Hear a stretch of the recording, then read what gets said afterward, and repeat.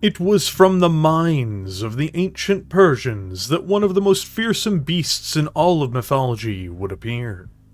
It had the face of a man, the body of a lion, and a barbed, poisonous tail. It would appear not only in these myths and legends, but even in bestiaries for later ages, until it was finally abandoned as the myth it was. This creature did not exist to prey on men and women in their villages. At least it did not exist as imagined by the ancient Persians. During the beginning of the Star League era, something inspired by this fabled beast would make its appearance. Rolling instead of stalking out of facilities built by the Star League Defense Forces, to bring terror to mankind as its ancient counterpart never could. In this video, we will be examining Technicore's Manticore. A heavy tank weighing in at 60 tons, the Manticore is one of the most feared and respected vehicles of the earlier settings in Battletech, ranging from the Star League era through to the Succession Wars. It was first constructed in the 26th century by a Terran company named Technicore, in 2575 to be more precise, and was built with the coming campaign for the Reunification Wars in mind, where it would perform exceptionally well. This was the grandest achievement of the company, and it would continue to manufacture this monstrous machine for almost 200 years. During the Star League era, the design would be exported to every major house, and then after the results of the Reunification Wars, it would also be distributed to the periphery as well. The design would be built in facilities owned by Technicore across the Inner Sphere as the organization expanded, and this would only come to end due to the Ameris Civil War, when its head office was reduced to rubble during the coup by Stefan Ameris.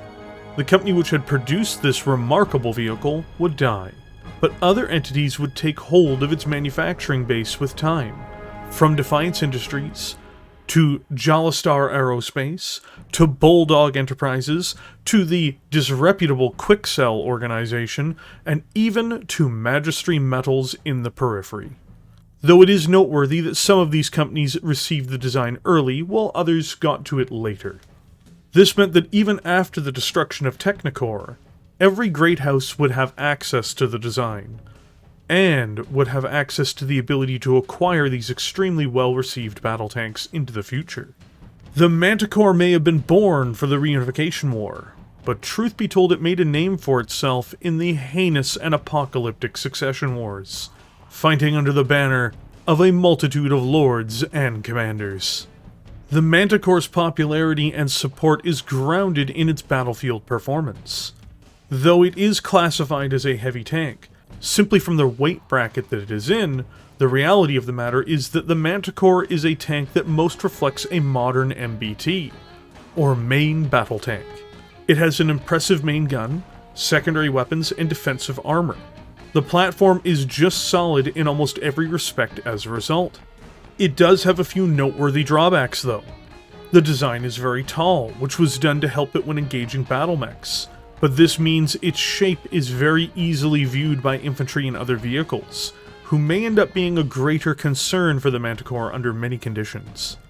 The result of this means that throughout the Succession Wars, even as technology was lost, as society almost seemed prepared to collapse, the Manticore would continue to see production and usage.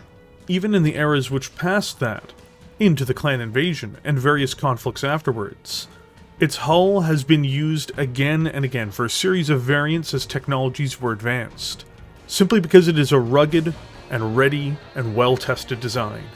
The Manticore is one of the most common main battle tanks to appear in the setting. While it may not have had its presence known quite to that point on the tabletop itself, one may expect to see its sinister form appearing more frequently, with the vehicle expansions taking place to the game as we speak.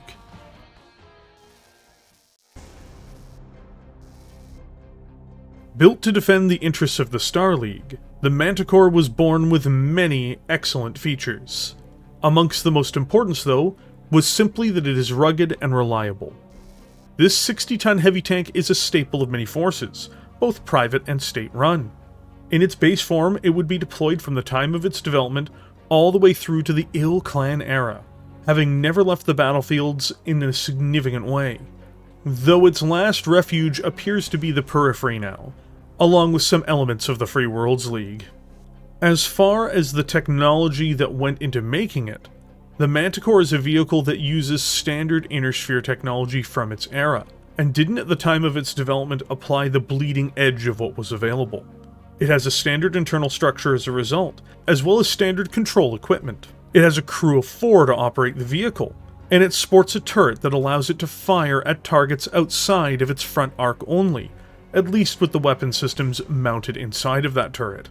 As far as quirks are concerned, as vehicles can have those as well, to my knowledge it does not have any quirks at this time, either positive or negative. Powered by a 17.5-ton Pitman 240 standard fusion engine, the Manticore has a maximum speed of 64 km per hour, which is absolutely acceptable for a tank of this weight. This means it can move at the speed of inner sphere combat formations, either not lagging behind or outrunning its peers or supply lines. Its treads do mean that if it fails a piloting skill roll, it can result in a skid, which could damage the vehicle's motive system. Beyond this, it moves across the battlefield under mostly the same rules as a bipedal battlemech. One important thing to note about any and all tanks is that they do not suffer heat from firing non-energy weapons. Firing an autocannon or missile rack just doesn't add anything to their heat pool, and so for the Manticore this is obviously no different. It has a total of 13 heatsinks on board, which allow it to fire all of its energy weaponry under most conditions. So in other words, the Manticore is adequately served by its onboard cooling systems. One of the main places the Manticore shines is in the realm of firepower. This tank is mostly built around the principles of modern armor, only with an extra layer of weapons added onto it. First, it has a primary turret-centric cannon, which is a party kill heavy cannon PPC, or in this instance it's discounted as a normal PPC. It then backs this up with a hull-mounted Omni high-burn medium laser. These two systems are not ammunition dependent and allow the Manticore to keep fighting under most conditions. It does go a step further as well, having a sure-shot Mark 6 SRM launcher with 6 tubes mounted onto the turret, as well as a Farfire LRM launcher with 10 tubes added to the turret as well. These are fantastic for following up the PPC every turn. The PPC and medium laser open up armored plating. Then the missile launchers fish for opened regions or vital locations on the target every turn. And it can fire all of these weapons basically without much trouble, turn on turn.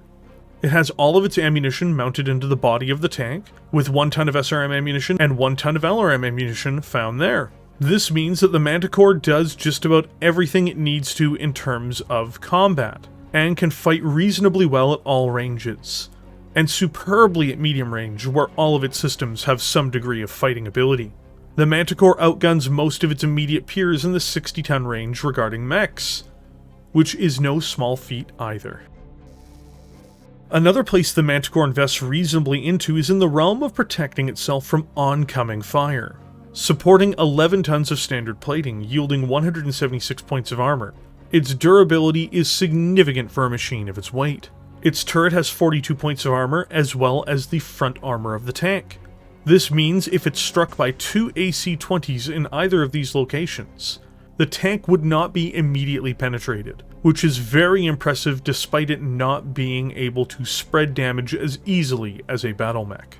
As a vehicle, it also benefits from being able to hide more easily behind lower level buildings and hills, making it more able to prevent incoming attacks altogether when it's on the move, or when it's preparing to be a part of a defensive position, giving its operators and commanders options in this respect as well.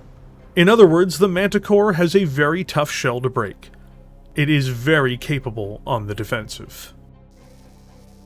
Rightly feared as one of the best heavy tanks of the earlier eras of Battletech, it typically is used alongside other armored forces, or particularly battle mechs. While it is far from invincible, the Manticore is a strong, well-balanced firing platform with good defense, and is only really vulnerable to dedicated anti-vehicle attacks. When fielded in formations with other Manticores as well, this can act as a force multiplier, as the general nature of its weapons and firepower means that its weaknesses are diminished by covering fire, and its strengths are enhanced for the same reasons, making it have something in common with trooper mechs like the Centurion or Vindicator, for instance. Its reputation was built during the Reunification War and Succession Wars, and it has found use in every major conflict in the Inner Sphere since. It should be considered a major threat upon viewing it, especially when it's deployed in numbers. Over the course of almost 600 years, there have been few upgrades done to the design, to either change its nature as a platform to fill other roles, or to use new technologies to upgrade the Manticore to fight better under the ever-changing conditions of war in the Inner Sphere. There are 7 variants outside of the Prime overall, but I will be covering only 3 of them here. With the advancement of new technologies during the Clan invasion, Defiance Industries would be the pioneer who would begin an upgrade package for the Manticore heavy tank in 3055. It is an upgrade package, however, not without some controversy, as the design is decidedly a much closer range machine, and functionally doesn't have that much firepower. These decisions, while not terrible, may not make it actually all that superior to the original Manticore. Structurally, there are some changes done to the machine. The 3 additional tons of heatsinks are removed for starters, but it is still replaced by ferrofibrous plating, resulting in what is in effect the same level of protection. This means that the 3055 update didn't really do major changes to the core system of the tank, beyond the weight of its armor and its reduction of heatsinks. In terms of its weapons arrangements, to start with, it does away with the traditional party kill PPC, and replaces it with a Tharhess Thunderbolt 12 large pulse laser, dramatically shortening its effective range for the main cannon. Beyond this, it receives an Artemis fire control system for both its SRM-6 and its LRM-10, increasing the likely impact from missile attacks, which is useful, but that doesn't change the fact that it no longer has a reliable damage dealer at long range. The medium laser is also replaced, and in its absence an SRM-2 streak is added. It is unfortunately my opinion that by and large this vehicle is a downgrade from the original. It lacks the reliable long-range fires from the PPC, and replaces it with short-range accurate fire from a large pulse laser. This is not typically the worst trade-off for a brawling battle mech, but the Manticore doesn't really want to be that, as many of you will find out that if you want your tanks to brawl and they are stood on, they simply are stomped on, with little recourse. Its LRM launcher, despite being enhanced with a new fire control system, is still not going to make up for the loss of the PPC. And its medium laser was its other reliable backup weapon, which has now been replaced by an SRM-2 streak, which conserves ammunition better than a normal SRM-2, I suppose. It's no wonder the original wasn't completely replaced by this model. New technology doesn't always perform, especially when implemented with a flawed principle. It would be the New Earth Trading Company in 3060 that would attempt to alter the Manticore in a way it had traditionally never been done on a mass level before. That is, to replace its primary cannon, which was always an energy-based weapon in its origins, with an LB-10X autocannon. They would license the tank from Defiance specifically to produce their rendition of the tank. It is otherwise very similar to the original 3055 upgrade package, outside of its weaponry. It replaces out the SRM-2 streak with 2 medium pulse lasers, and drops the LRM-10 entirely. It then installs an SRM-6 streak into the turret, replacing the SRM-6 with fire control system. This configuration is overall very effective, even if it is atypical to what the Manticore has traditionally been. Its SRMs pair well with its autocannon and especially well with its close-range medium pulse lasers. The autocannon has a long range and can replace what had been the PPC reliably as a direct damage cannon, or it can fire cluster munitions depending on what the commander outfits the tank with at the beginning of the engagement. Still, ironically, it only rivals the original variant despite this, as these changes, while impressive, and perhaps more impressive than the original Manticore in some ways, don't fully eclipse it, but it is certainly a more reliable and fearsome beast than the Defiance 3055 upgrade. During the Blakest era, the 3075 variant of the Manticore returns to its origins in some senses. While it becomes less of an all-rounder, it does embrace a new role, that of a dedicated, long-range sniper and fire support platform. As an aside, to enhance its protection, it does have an AMS installed as well. It does away with most of the tank's alternative weapons, barring an MML-7, in favor of focusing entirely on its primary armament. The MML-7 comes with a multitude of ammunition types, allowing for it to fire the appropriate missile as needed, depending on range. The main gun is upgraded to a full heavy PPC, a potentially head-clipping weapon system, and better yet, it is even upgraded further with an onboard targeting computer, allowing for the turret-mounted cannon to deliver accurate, horrendous fires at targets at all ranges. This variant of the tank is even more like a modern main battle tank, in the respect that it is heavily armored, moves at a moderate speed, and really focuses on leveling targets with the main gun installed in the turret. It is an exceptionally dangerous machine in this respect, even if it must truly be a part of a unit to thrive, as it will struggle to defend itself if left entirely unassisted. But like other Manticores, if it comes in numbers, well, the more Manticores, the better. One of the truly great vehicles of its age, the Manticore was built to help with the destruction and submission of the people of the periphery. Much like the Star League itself, it would one day be turned on those who sought to wield it against others, and for 600 years, it has been on the battlefields of the Inner Sphere, in service of despots and tyrants. Funnily enough, it would also appear in the service of people fighting for their freedom, or fighting against the very same tyrants as well.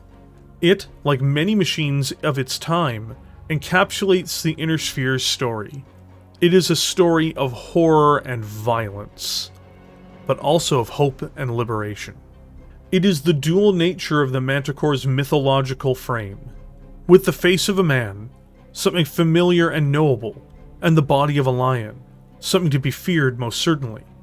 Funnily enough though, there are those who understand the true thing to fear in the Manticore is not the poison, or the fast, strong body. It is the face. As far as history understands it, it was Titus Macius Plautius, a writer from the Roman Republic in the 3rd and 2nd centuries BCE, who wrote something in his play, Ascenriara, the Comedy of Ashes. There are many proverbs which appear within this play that people will still understand to this day. You have to spend money to make money finds its origins here. Practice what you preach also makes an appearance in this play. But there is another phrase, one which is perhaps lesser known by many, and it is a phrase which all people should be aware of. It is a beautiful and sad line, one which encapsulates why mankind as a species has struggled for so many centuries, both in our world and in the world of Battletech. The line is, Homo homini lupus est. It roughly translates into simply, man is a wolf to man.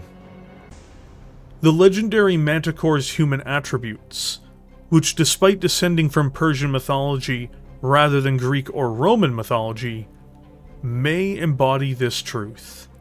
The Manticore of Battletech embodies this very much in the Inner Sphere. It is a fierce, dangerous war machine, and due to its broad usage, over such an extended period of time, it is in the hands of almost every major power of the Inner Sphere. It is as likely to bite the hand that feeds it as it is to defend its home, or storm its neighbor's property.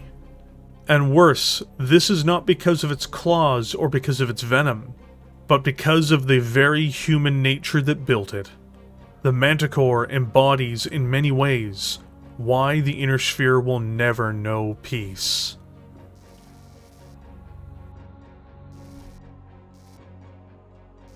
Bet you wished you studied harder in school. Hit that throttle.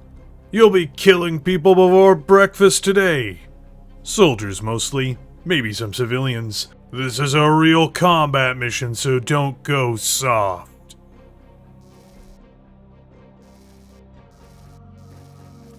Thank you for joining me here today. If you enjoyed this vehicle, it may be making an appearance during the upcoming Kickstarter, though I'm not wholly sure on that front yet. The official Mercenaries Kickstarter will be launching on March 23rd, and I will be including a link to the official backer page for anyone interested in following it in the description of this video. I myself am very intrigued with what is going to be on offer. Beyond that, if you enjoyed this video, please be sure to like this video and consider subscribing to the channel. I post content very frequently and you'll be happy with the content, I think. Also, if you want to support this channel and what I do further, you can join as a channel member. When you hit the join button to this video, you take an extra step in supporting the work I do. And I really do mean it when I say that these videos are really only made possible because of viewers like you. And with that, as per usual, I will catch all of you in the comments section below.